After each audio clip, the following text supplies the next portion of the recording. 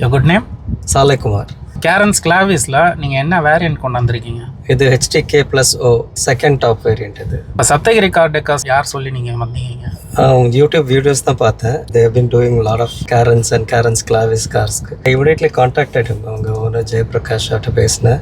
And I've been touch with him for the last 1 month. எப்போ கால் பண்ணாலும் pickup பண்ணுறாரு, பேசுகிறாரு, கொஞ்சம் அப்கிரேட்லாம் பண்ணேன். HTK+O நிறைய ஆல்ரெடி சில ஃபீச்சர்ஸ் இருக்குது.